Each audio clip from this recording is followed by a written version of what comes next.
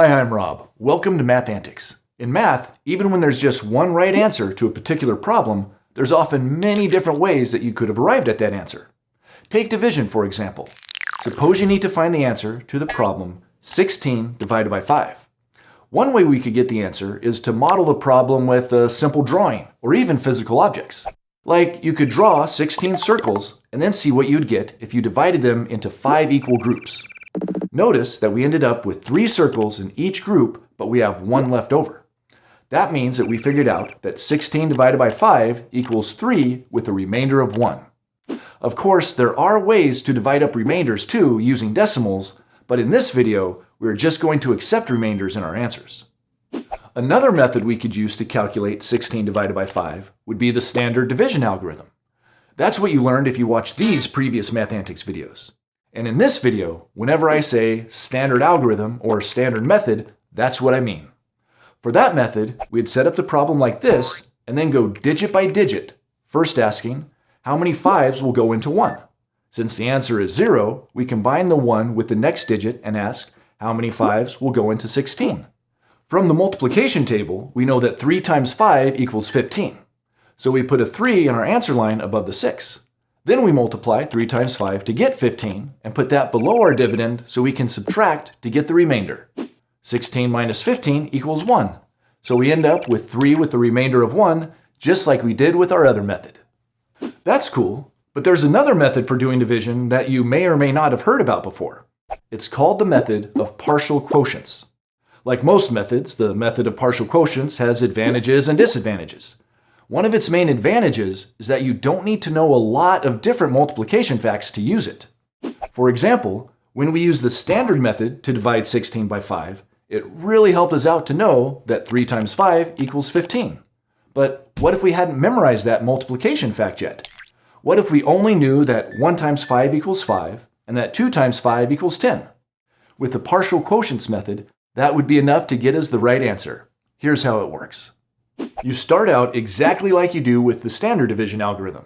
But instead of asking how many times 5 will go into 16 and trying to get the answer to be as close as possible without going over, we're just going to pick any multiple that we're sure will go into it, like 2. We know that 2 5s equals 10, and it's easy to see that 10 is less than 16. So we can start by estimating that the answer will be 2, even though we know that that's not quite right. But here's the important difference. We're not going to put that 2 up in the answer line. Instead, we're going to write it off to the right side of our work like this. You'll see why in a minute. Then we'll continue like we would with the standard algorithm. 2 times 5 equals 10, so we'll put the 10 below the 16 and subtract it to see what the remainder is. 16 minus 10 equals 6. Now what? Well, since the remainder is greater than the divisor, we know that we can keep dividing. In other words, the initial answer we guessed, 2, was too small and it needs to be adjusted with another step. So now we ask, how many 5s will go into the remainder? And it's pretty easy to see that the answer will be 1. Again, instead of writing that 1 in the answer line, we'll put it here on the right side of our work, below our first estimate. Then we continue as before. 1 times 5 equals 5, which we'll put below the 6 to subtract it. And 6 minus 5 gives us a new remainder of 1. Now the remainder is less than the divisor, so we're almost finished. We just need to finalize our answer by combining the answers we got along the way. And we need to combine them because they were just partial answers, or partial quotients. Get it? Quotient is just the fancy name for the answer to a division problem. That's why we didn't write the answers up in our answer line. We needed to wait until we got a remainder that was less than the divisor so we were sure that we had gotten all the partial answers that we needed. Now, if we add up those partial answers, 2 plus 1 equals 3, we'll get the final answer that we can write either down below like this or up at the top in the answer line if you prefer. But don't forget the remainder of 1. Just like with the standard division method, that's part of the answer too. As you can see, the partial quotients method gave us the exact same answer as the other 2 methods of division that we tried. You might be thinking, that method seemed like a bit more work than the standard method, didn't it? Well, yes, but that's because in the standard method, we were helped out by the fact that we already knew all of our multiplication facts for multiples of 5. That meant that we could easily determine that 3 was the best choice for the answer. We knew that 3 5s would be very close to 16, but that 4 5s would be too many. But what if we were given a much tougher division problem, like this one? 6,428 divided by 35. I don't know about you, but I don't have my multiplication table memorized all the way out to the 35s. So what will we do? Should we calculate all the multiples of 35 that we might need ahead of time? Well, with the partial quotients method, we won't need to, because that method lets us just pick an answer that we think will be close enough for each step. And then we can just do more steps as needed to adjust that answer as we go along. For example, I have no idea exactly how many times 35 will go into 6,428, but I do know that it will go in at least 100 because 100 times 35 equals 3,500. And since that multiple was so easy to calculate, I'm going to choose that as my first partial answer. I'll write 100 off to the side, and then since 100 times 35 equals 3,500, I'll subtract that from 6,428 to get a remainder of 2,928. That's a huge remainder when compared to our divisor, isn't it? But that's totally okay in the partial quotients method, because it just means that we have more partial answers to figure out. So, what should our next estimate, or guess, be for a partial answer? Well, we can't do 100 again, since 3,500 is greater than the remainder, so we need something smaller. 10 times 35 equals 350. That's definitely smaller. But if we use values that are too small, it will take us a lot longer to chisel the remainder down to an acceptable level. So how about if we double that? If 10 times 35 equals 350, then 20 times 35 would be 700. 700 is certainly closer to the size of our remainder, but it looks like if we double it again, we can get even closer. And doubling 700 is easy. It's just 1,400. So if 20 35s gives us 700, then 40 35s will give us 1,400. 1,400 is less than our remainder, but it's close, so let's use 40 as our next partial answer by writing it on the right-hand side like this. 40 times 35 equals 1,400, and 2,928 minus 1,400 equals 1,528. Cool, our remainder has gotten a lot smaller. But it's still much bigger than the divisor, so we need to keep going. The good news is that it looks like the last partial quotient we used will also work for this step, so let's use it again. That means we'll write another 40 off to the side. 40 times 35 equals 1,400, and 1,528 minus 1,400 equals 128. Well, we're definitely getting closer now, since our remainder is just a little bigger than our divisor.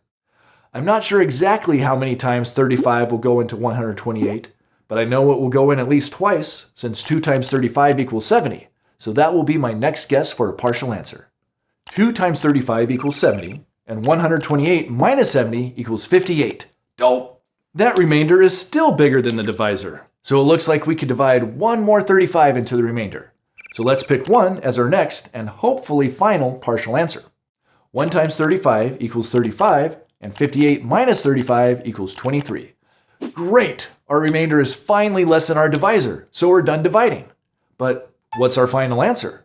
To get it, we need to add up all the partial answers. 100 plus 40 equals 180, and 180 plus 2 plus 1 equals 183. So our final answer is 183 with a remainder of 23. Wow, that still seemed like a lot of work. And you may be wondering if the partial quotient method was really a better idea than just using the traditional division algorithm. What was the advantage? Well, one advantage is that we were able to solve the problem with a set of multiplication facts that was pretty easy to calculate. They were easy because we got to choose convenient multiples. It's pretty easy to multiply things by 10 or by 2. If we had used the traditional method, we would have had to know the multiplication facts 3 times 35 equals 105, and 8 times 35 equals 280. Sure, those wouldn't have been that hard to calculate, but it was very hard to tell at the beginning of the problem that those were the exact set of multiplication facts that we needed to know. We probably would have had to do a lot of trial and error to figure that out. So even though the partial quotients method usually involves more steps, it also offers you a lot of flexibility. With the standard division method, there's basically just one path that you follow to get to the answer. Because for each step, you're always supposed to find the exact multiple that results in the smallest possible remainder. But with the partial quotients method, the size of the remainder doesn't matter until the very end. So you're free to choose the easiest multiples you can find for each step. In other words, you can choose your own path to get to the answer. But choose wisely so you don't make the problem a lot longer than necessary. To see what I mean, let's give two totally different students the same division problem and ask them both to use the partial quotients method to do it. The problem is 1,276 divided by 26. Let's see which path they choose to get the answer. Ready? Go! Interesting. They both got the same answer, but one student solved the problem in 7 steps, while the other solved it in only 4 steps. What made the difference? Well, from their scratch work, it looks like each student figured out that 2 times 26 equals 52, and therefore 20 times 26 equals 520. The first student decided that knowing those two multiples was good enough and began chipping away at the dividend with them. Their first partial answer was 20, so they subtracted 520 from the dividend to get a remainder of 756. They realized they could do that again for the next step, which brought the remainder down to 236. The next partial answer they chose was 2, which let them subtract 52. And they did that a total of 4 times until the remainder got small enough to subtract their last multiple of 26. Last of all, they added up the partial answers they got to get a final answer of 49 with a remainder of 2. But it looks like the second student realized that if he calculated a couple bigger multiples at the beginning, specifically 4 times 26 equals 104 and 40 times 26 equals 1040, he could use them to chip away at the dividend even faster. In the very first step, he was able to subtract 1040 from the dividend, so the remainder got smaller more quickly. And knowing that 4 times 26 equals 104 let him get the remainder down to 28 in just 2 additional steps. So, a little extra multiplication work at the beginning ended up saving him a lot of subtraction along the way. That also meant he had fewer partial answers to add up to get the final answer. But even though they took different paths, both students did a great job using the partial quotients method since they each got the correct answer. As you can see, the key to getting good results with the partial quotient method is to choose a set of multiples that will help you take big but easy bites out of the dividend with each step. But it can be hard to decide which ones you should calculate at the beginning.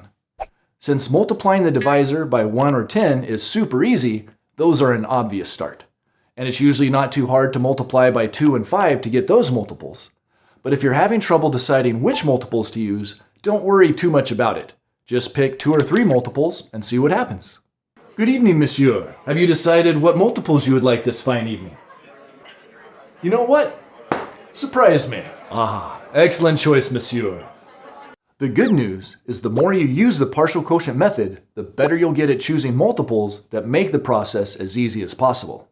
But it's important to remember that some division problems are just inherently harder than others, and some may be better suited to the partial quotient method than others. The important thing is that you understand the process. All right, that's it for this video. Now you have one more tool in your math toolbox for solving division problems. If you've memorized your multiplication table, you may just want to use the traditional division method for problems that have a divisor of 12 or less. But for bigger divisors, the partial quotient method can really come in handy. That is, if you don't have a calculator, of course. Remember, the best way to get good at math is to practice. So try solving several problems on your own. As always, thanks for watching Math Antics, and I'll see you next time. And did Monsieur save a remainder for dessert? No, thank you. I'm trying to watch my figures. Learn more at mathantics.com.